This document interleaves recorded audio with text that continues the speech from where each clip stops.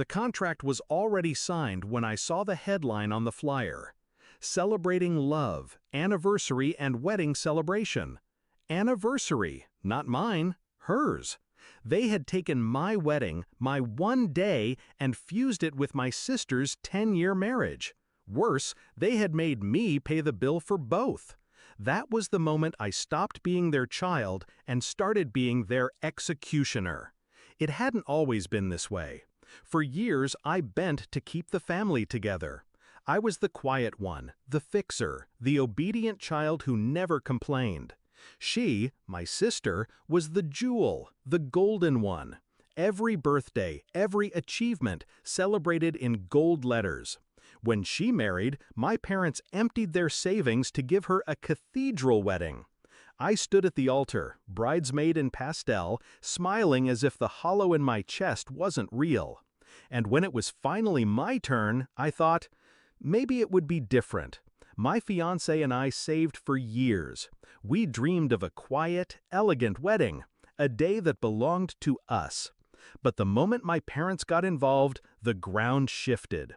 Subtle at first, "Oh, your sister should renew her vows that day. It'll be fun, a family celebration." Then firmer, "We already told the guests it's a joint event. Imagine how much cheaper it will be." Cheaper. For them, not for me. The invoice told the truth. The venue, the flowers, the catering, all billed to me. Both events, one stage. And still, they expected me to smile. I didn't break, I didn't scream, I planned. I let them sign that contract with my name at the bottom. I nodded when they talked about speeches, photo slideshows, the joint cake. And while they built their stage, I built my escape. I found another venue, smaller, quieter, hidden away on the outskirts of town. A garden draped in white lights where the air smelled like jasmine and not control. I booked it, paid in full, swore the staff to secrecy. Invites went out quietly, hand-delivered. Only those who mattered, our closest friends, his family, the ones who saw me as more than a shadow. The ceremony was set for noon, hours before my parents' spectacle. That day, I walked down an aisle lined with roses, not expectations. My fiancé's eyes brimmed with tears, and for once, the world felt honest. We spoke our vows in sunlight, kissed under the weight of our own promises. And when applause broke out, it was for us. Only us. No sister, no parents, no theft. My wedding was mine. By evening, I slipped back into their theater. The ballroom glittered with chandeliers, but the air was thick with entitlement. My parents smiled wide, waiting for me to take my place on stage, to stand beside my sister as if her anniversary mattered as much as my vows. I didn't. I stood in the crowd, champagne in hand, and watched. The slideshow came first, her wedding photos, her children, her vacations. Guests applauded politely. Then the DJ announced, "And now, the bride and groom." All eyes turned, but we didn't move. I let the silence stretch, delicious and suffocating. Guests glanced at each other, whispers crawling like vines through the room. Finally, my mother hissed across the table, "What are you doing? Get up there!" I met her eyes and said the words I'd been saving for years. I already had my wedding today.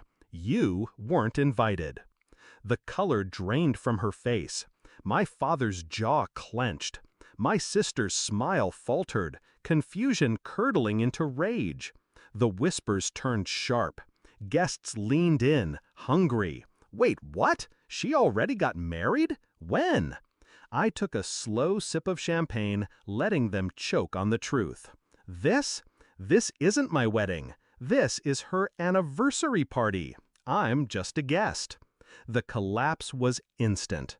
Their plan unraveled in front of 100 witnesses. Every smug assumption, every theft of my day exposed for what it was: manipulation.